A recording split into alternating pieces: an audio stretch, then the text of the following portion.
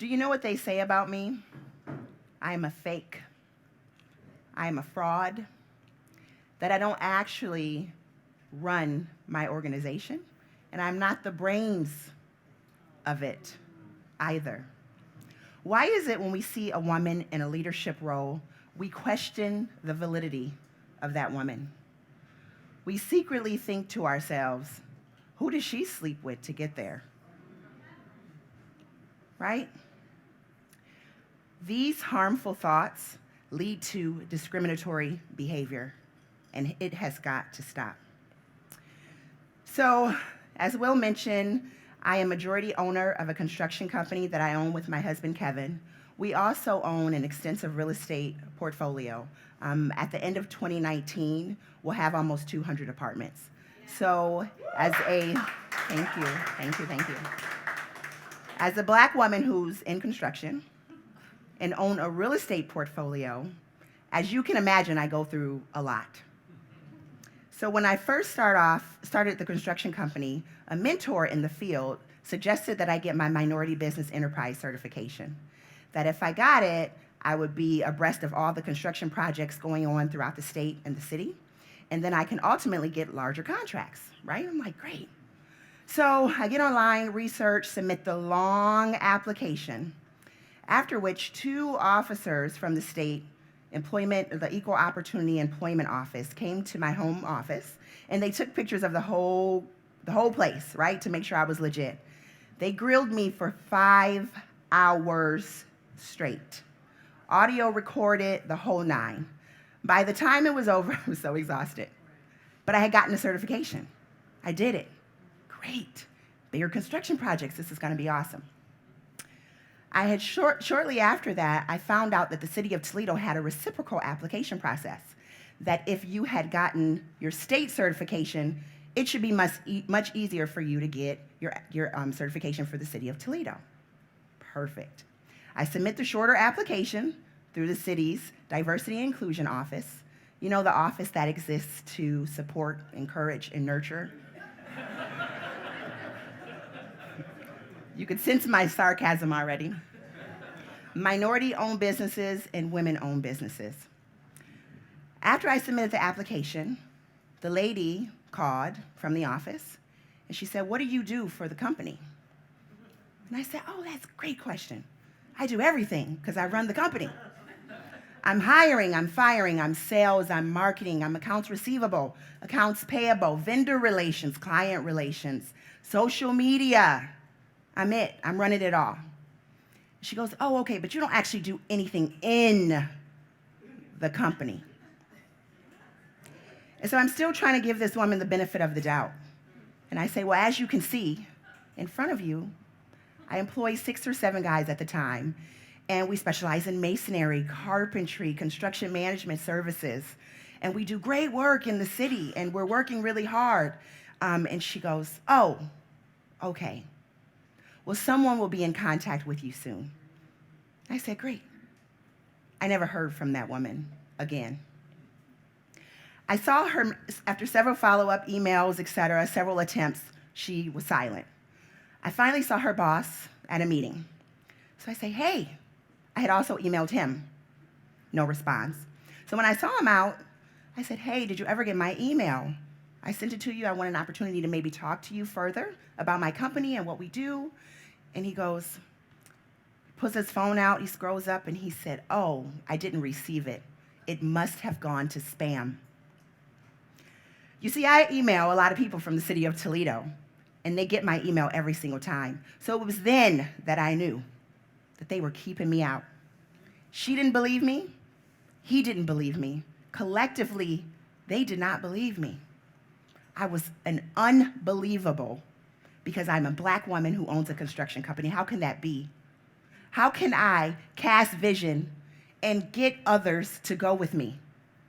I was unbelievable. So why are we like this as a society? I have my theories, and I think it comes down to 2 reasons. The first one is we all have unconscious bias, every last one of us. Society has done a great job of telling us what roles are acceptable for a woman to have, which is traditionally that of a homemaker or caretaker. And God bless the women who stay at home with their babies and make that sacrifice, right? Put their career aspirations on hold to take care of their family. But I have a problem with it when it's what we should be doing, right? And the narrative is such that we aren't great leaders. We're thought of as too weak, emotional, and bossy, versus being strong, passionate, and effective. The women make up 51% of the general population, 51%, and earn the majority of university degrees, yet and still this is not reflected in our leadership. If you take a look at the Fortune 500 companies, 33 women are CEOs, a mere 6.6%. You want to take a guess on how many of those women are Black? 0. 0. So what I have gathered, being in the position that I am now, is that society has not given the Black woman a role to play at all. So because of that, we are left to scrape, claw, and fight for position in this society. But we're up for the challenge. The second reason, women, we are insecure. Hang on, I know, that's tough. but stay with me. We constantly have on playback in our minds doubt. Doubt that we cannot get over.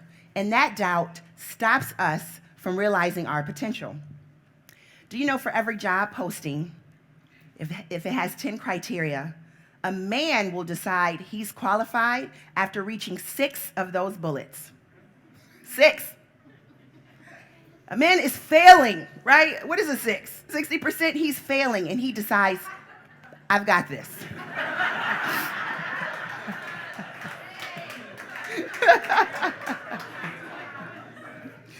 Women, on the other hand, we will not apply unless we're 10 out of 10. A man at a failure is like, I'm in this. And we're trying to be at 100%. There's a disconnect. The great Maya Angelou says, well, she had written 11 books, and she said, after every book, I realize this is the one that they all will find out. I've run a game on them all. The seed of doubt.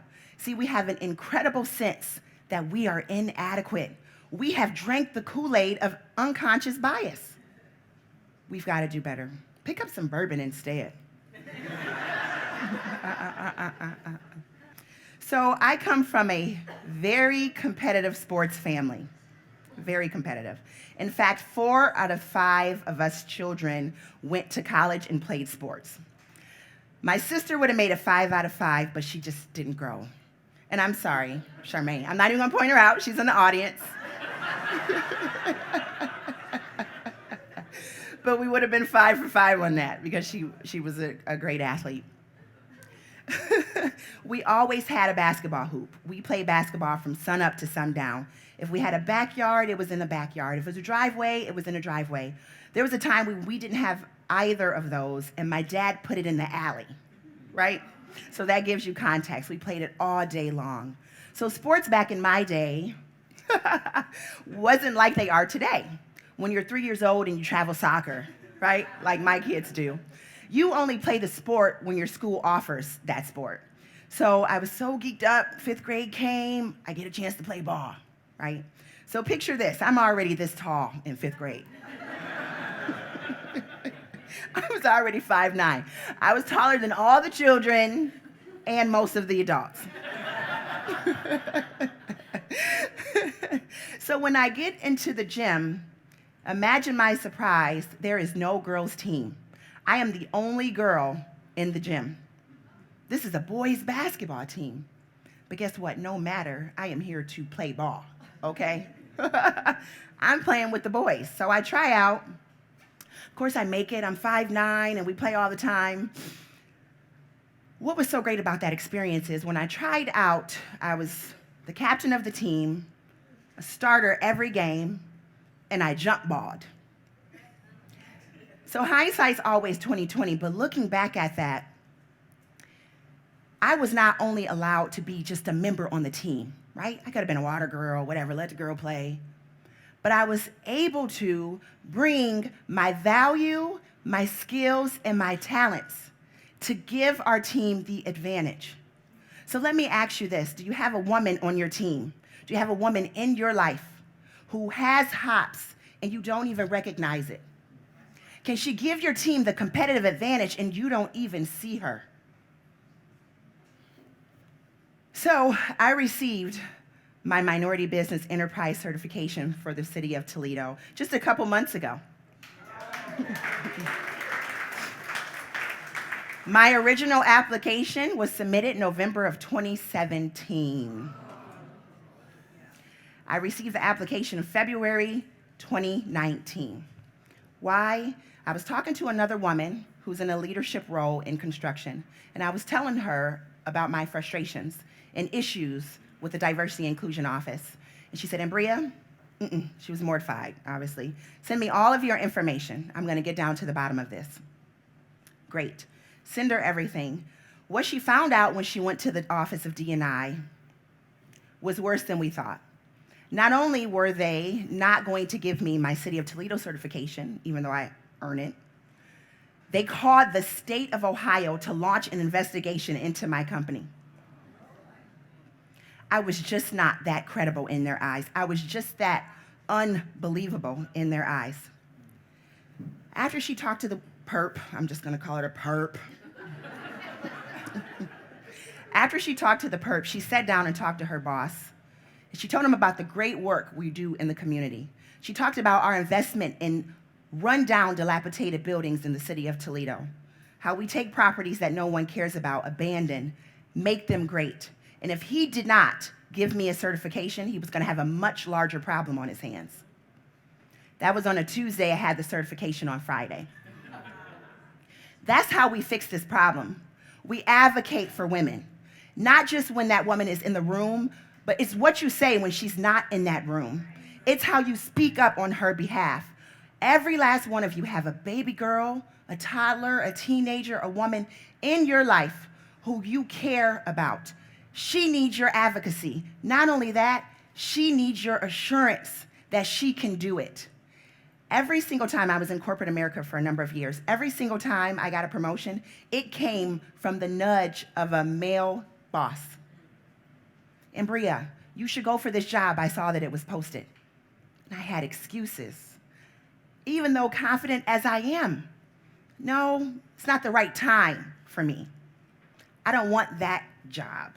What about my family, my kids? I'm gonna have to travel more. No, I don't agree with you. I think that that's the job for you and you should apply.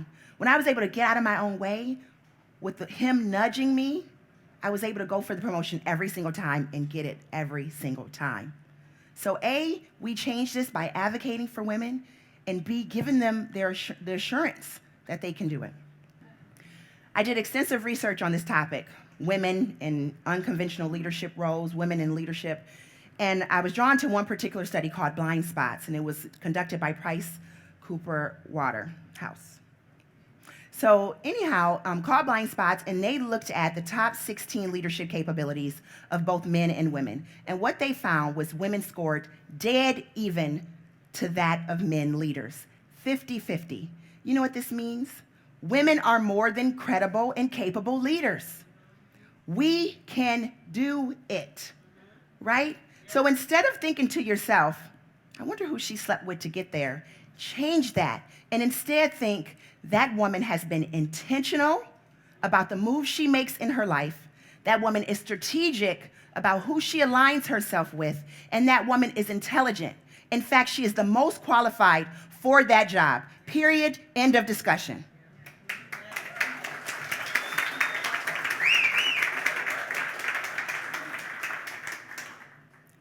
I dream big in a small-minded world, and I'm not going to stop. I employ 17 people, and they are counting on me to succeed. So guess what? And their families. So I don't get to fit into your box, right?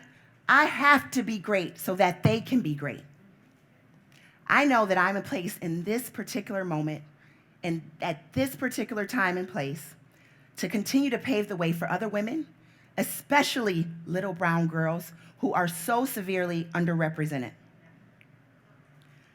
I understand that the waters right now for me have to be rough, rocky, and even a bit treacherous, all so they can be smooth for them later.